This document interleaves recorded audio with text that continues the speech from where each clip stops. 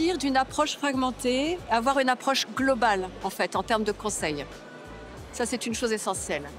Deuxième chose, faire de l'expertise, mais avec du conseil, une capacité, effectivement, à aller vite, à conseiller à l'oral nos clients au-delà, effectivement, de la valeur ajoutée purement palpable. Le troisième défi, c'est effectivement pratiquement de se substituer, en fait, à une DRH, en étant toujours à la pointe des nouvelles technologies, des lois qui viennent de sortir pour accompagner en fait nos clients de façon complètement globale.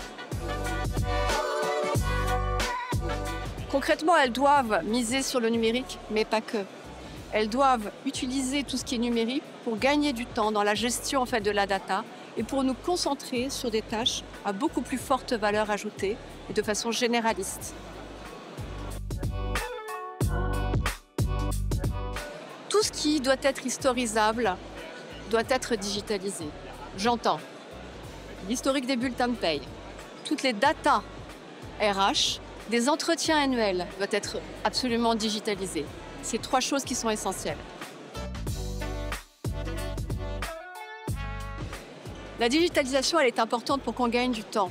Elle est nécessaire, mais surtout pas suffisante. Du 100% digital, pour moi, c'est pas du tout une bonne solution. Rien ne vaut le contact humain. Rien ne remplace l'empathie pour œuvrer et pour fédérer les énergies autour d'un projet. Je dirais une gestion des données structurée, ouverte et de plus en plus transparente avec les collaborateurs. Après, dans les méthodes de travail et dans les modèles en fait, de travail en interne, on est évidemment sur des structures beaucoup moins pyramidales, beaucoup plus participatives. On n'est plus sur du contrôle, on est sur du coaching. On n'est plus effectivement sur du management descendant et on est en revanche sur des choses où on fédère et on convainc et on donne envie. Je trouve qu'il y a beaucoup de choses qui doivent être développées encore sur les outils RH qui existent sur le marché.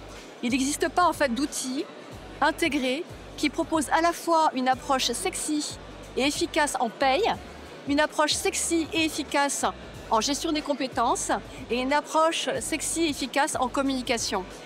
Je pense que demain, il faut absolument qu'on ait un outil fiable et qui permette, dans un seul univers, toutes ces trois approches.